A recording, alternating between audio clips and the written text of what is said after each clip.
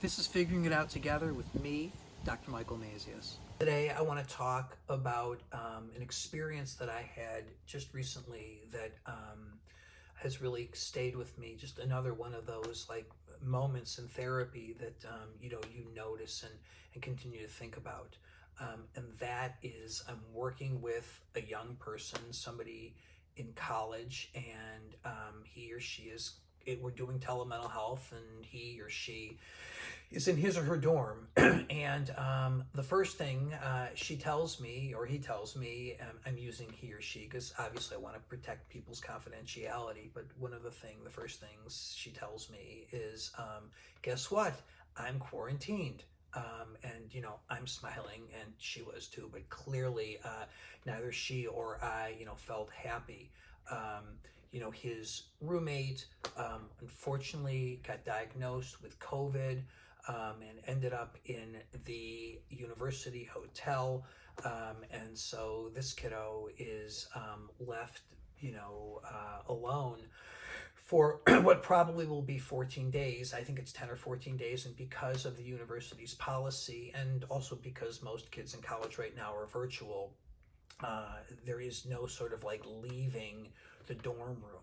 So how does somebody cope with that? And how do we, if we're parents and have kids who are in college, help? And so I really want to sort of talk more about the latter than the former.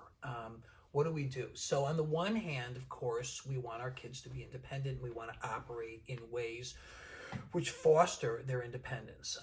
But at the same time, our kids who are quarantining, they, I would argue, more than ever need us. They need social contact. They need to know that they aren't alone. So just a couple things that I recommend you do as their parent, or even if you have a friend who has a kiddo who is at college and is quarantined, and you have a relationship with that kiddo, obviously.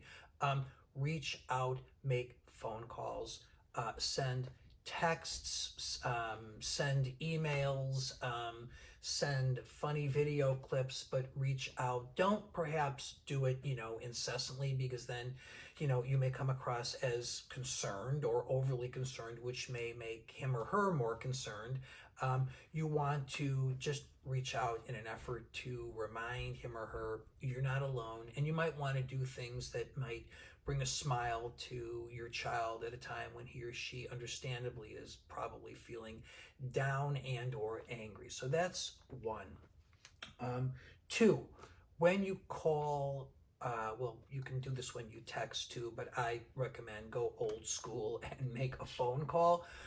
When you call, please don't rush to problem solve, and maybe don't problem solve at all. Just ask questions which invite your child to share whatever he or she is feeling: anger, frustration, doubt about whether or not like the money you and or he or she are spending on his or her education actually is worth it right now. Just listen, ask questions, be empathic, be a good listener. And then, if he or she wants you to help problem solve, do so. Ask first.